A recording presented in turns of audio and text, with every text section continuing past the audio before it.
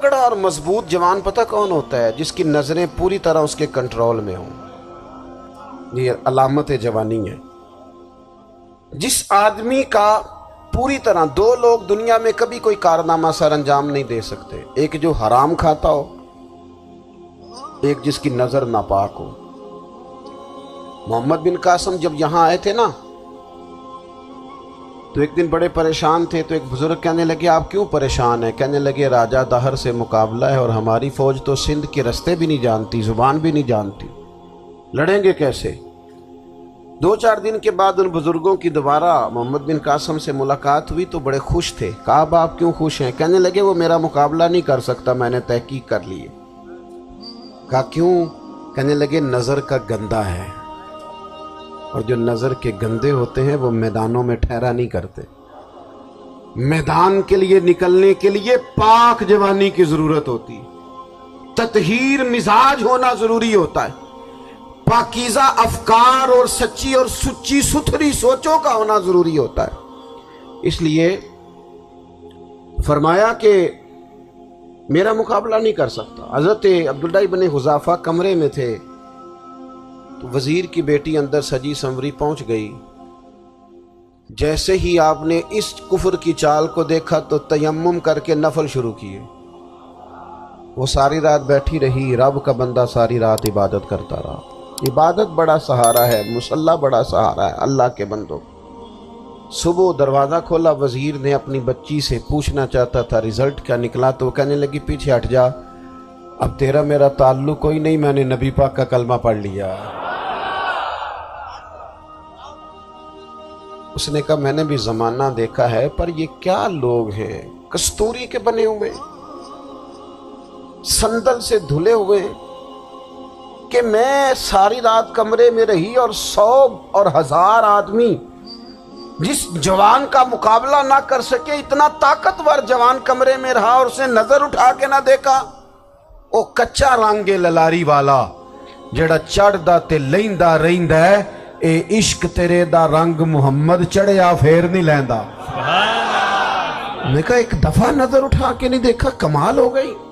اتنے بڑے لوگ، اتنی بڑی سعادت مندی، فیروز بختی، معاملہ فہمی حد ہو گئی۔ اللہ اکبر۔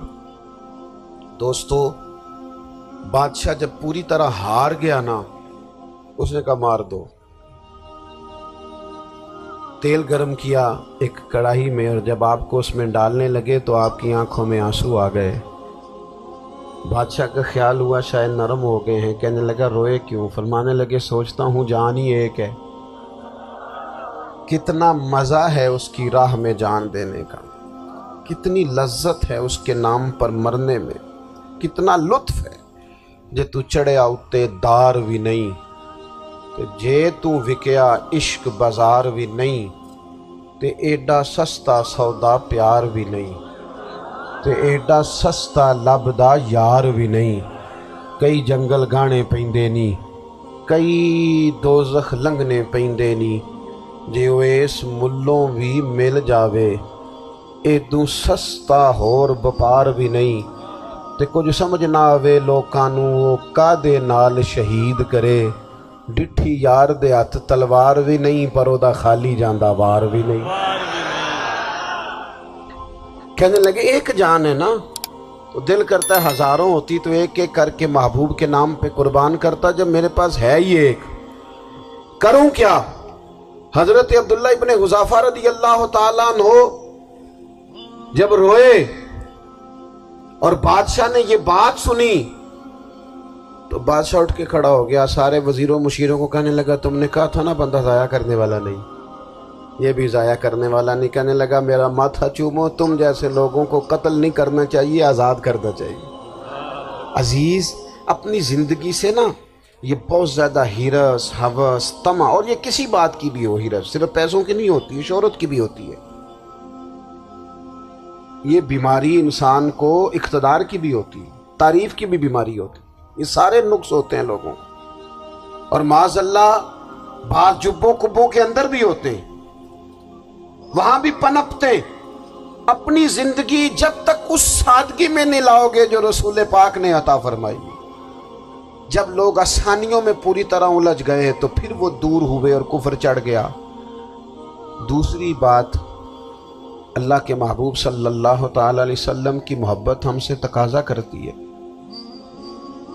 کہ ہم اس مشن کے لیے کام کریں جس مشن کے لیے رسول پاک نے کام فرمایا ہے۔ ہم سارے کام بڑے مضبوطی سے، سوچ سمجھ کے، تدبر سے، حکمت سے، تقاضوں کو مد نظر رکھتے ہوئے کرتے ہیں سارے کام۔ دین کے کام میں ہمارا مزاج نہیں ہوتا، او ہو جائے گا جی، آپ بسم اللہ پڑھیں جی، شروع کریں جی۔ آپ تقاضوں کو سمجھیں، چیزوں کو دبائیں نہیں، چیزوں پر غور کریں۔ کسی کے ذہن کی سطح پر سوال ابھرتا ہے، اس کا تسلی بخش جواب دیں۔ اپنی زندگی میں دین کے کام کے لیے اپنے آپ کو وقف کریں، اور دین کے کام کے بہت سارے پہلو ہیں۔ ہزاروں لوگوں کو قرآن پاک ٹھیک پڑھنا نہیں آتا، ہزارہ لوگ ہیں جو قرآن مجید کے مطالب سے آگاہ نہیں ہیں، دین کی بنیادی ضروریات سے لوگ نابلد ہیں۔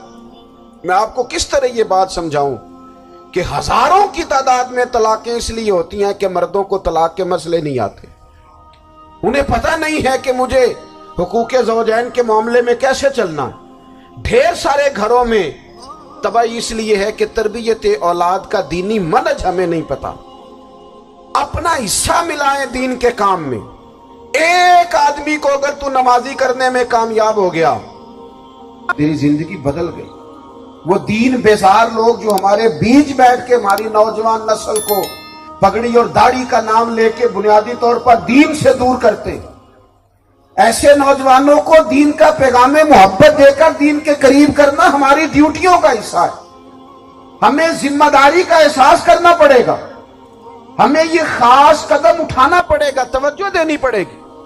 مساجد، مدارس، میں آپ سے عرض کروں، اتنی ڈٹ کے مخالفت ہوتی ہے نا مدرسوں کی، اتنی ڈٹ کے۔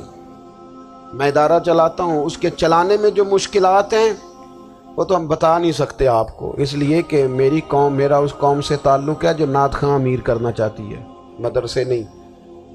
ہاں، نقیب خطیب پیدا کرنا چاہتی ہے، شعر و شاعری کی زندگی کو پروان چڑھانا چاہتی ہے۔ فقط ہمارا ان لوگوں سے تعلق ہے جو لاکھوں کروڑوں روپیہ محافل پہ لگائیں گے، اور قاری صاحب بیچارے اگر مسجد کا کوئی ہونے والا کام کسی وقت بتا دیں گے تو وہ بڑی مشکل آ جائے گی ان کے لیے۔ یہ کیسے ہو سکتا ہے، آپ نے یہ ڈیوٹی بتا دی۔ مدارس، اور جتنا اہم رول دین کو پھیلانے میں مدارس اسلامیہ کا ہے، اتنی زبردست، لوگوں کا خیال ہوتا ہے میری طرح کے لوگ شاید کام کرتے ہیں، ڈیوٹی کرتے ہیں۔ یہ 10-15 لوگ آپ کو نظر آتے ہیں جو آپ کو کہیں میڈیا پر یا ادھر ادھر ڈیوٹی کرتے، مخلص لوگ اپنی جگہ پہ، وہ بھی بڑا ہی کام کر رہے ہیں، جو میڈیا پہ آ کے بھی اخلاص سے اور درد دل سے کو دین کی، ان کی بھی کسی بات کی حوصلہ شکنی نہیں۔ لیکن ہزارہ اساتذہ جو مدارس میں بیٹھ کے پڑھاتے ہیں، جنہوں نے وہ سارے لوگ تیار، آپ سمجھ نہیں سکتے کتنا بڑا کام۔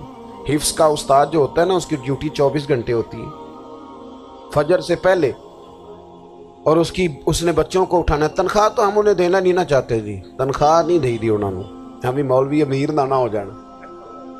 مولوی نو تے سوٹ بھی 27ویں والی رات دے دیتا ہے تاکہ کدھر سوان کے عید والے دن پا نہ لوے، کیونکہ 27ویں تو بعد تے درزی پھڑتا ہی کوئی نہیں، کیوں حضرت؟ ایسے ہی ہے نا۔